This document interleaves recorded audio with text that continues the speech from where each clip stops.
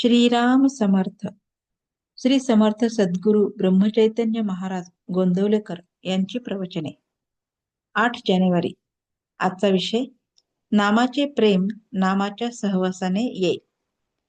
नामाचे प्रेम येण्यासाठी आपल्या प्रेमळ आईकडेच बघा. मुलाला जरा ताप आला तरी आईच्या पोटात धस्स होते. अन्न गोड लागत नाही, झोप लागत नाही, अशा अनेक गोष्टी होतात. थोडक्यात म्हणजे तिला सर्व बाजूंनी अस्वस्थता उत्पन्न होते. नाम घेण्यात थोडा व्यत्यय आला तर आपली स्थिती अशी होते का? याचे उत्तर आपल्याला स्वतःकडूनच मिळण्यासारखे आहे. नाम घेणे हा माझा धर्म आहे, ते माझे आद्य कर्तव्य आहे. त्याच्याशिवाय जगणे म्हणजे मेल्यासारखेच आहे. नाम घेण्यात माझे आत्यंतिक हित आहे.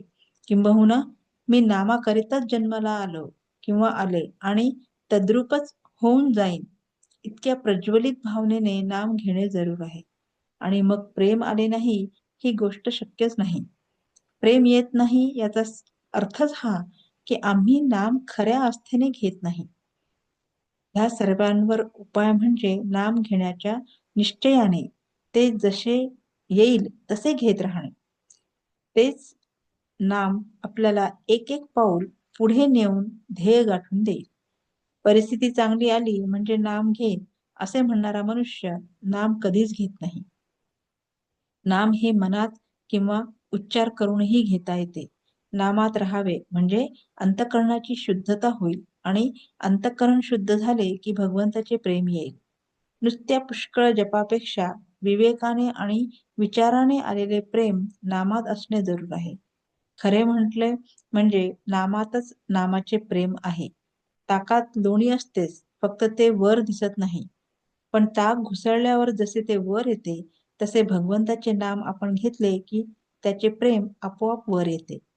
साध्या शब्दांचा देखील आपल्या वृत्तीवर परिणाम होऊन तो भाव आपल्या मनात जागृत होतो. मग भगवंताच्या नामाने भगवंताचे प्रेम का येणार नाही?